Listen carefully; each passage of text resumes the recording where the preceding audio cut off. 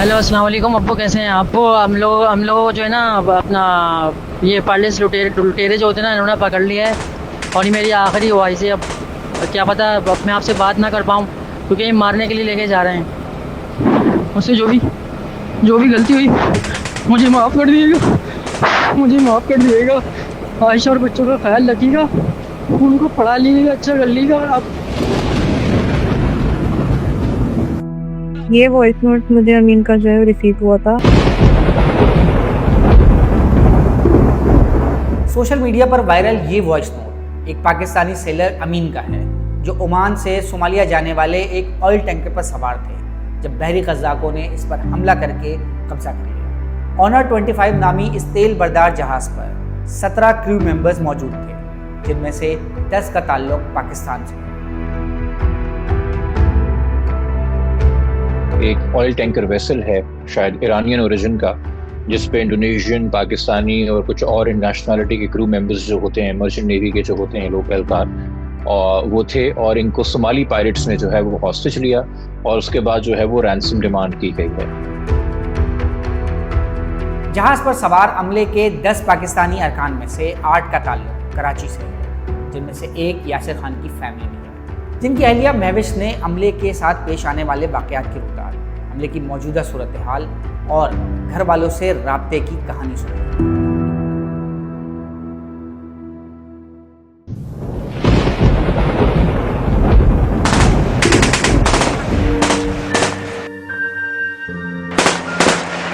इक्कीस तारीख की बात है, 4:25 की। मैं उनसे बात ही कर रही थी तो उस वक्त उन्होंने मुझे कहा कि फायरिंग हो रही है शदीद, मुझे देख के आने दो। तो जब वो अपने रूम से बाहर निकले तो पायरेट्स खड़े हुए थे उनके सामने। तो उन्होंने मुझे बताया कि हाईजैक हो गया है हमारा शिप जो है। उसके बाद से मेरी उनसे बात नहीं हुई थी। फिर फ्राइडे के दिन उनकी कॉल आई थी, पायरेट्स ने दिया था फोन उनको बात करने के लिए। तो हमारी बात हुई थी उस वक्त। तो उन्होंने बताया कि हम लोग जो हैं वो यहाँ पर हाईजैक हो गए हैं और इनके पास असलहा बहुत है और 40 पायरेट्स हैं। जी, आज हमें एक कॉल आई थी दोबारा, उनको फोन दिया गया था 10-10 मिनट के लिए, कि कैप्टन का फोन दिया गया था कि वो सब बात कर ले फैमिली से।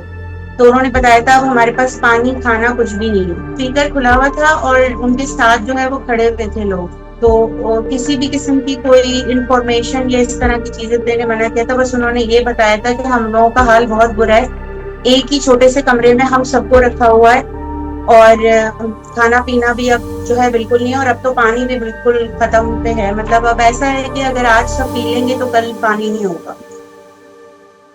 बहरी कज़ाकों की जानिब से माजी में की जाने वाली ऐसी कार्रवाइयों का मकसद तावान का हुसूल होता है, मगर फैमिलीज का कहना है कि फिलहाल उनसे तावान नहीं मांगा गया है। नहीं, हमसे तो कोई डिमांड नहीं रखी है उन्होंने।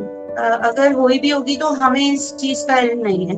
गवर्नर सिंध निहाल हाशमी की जानिब से अमले के मगवी अराकीन की फैमिलीज से मुलाकात की गई थी और उनको हुकूमत के भरपूर ताउन की यकीन दहानी भी करवाई गई है। बदकिस्मती से उसमें जो क्रू था वो पाकिस्तानी था और बैरून मुल्क के थे, इंडोनेशियंस थे, इंडियंस थे और दीगर थे।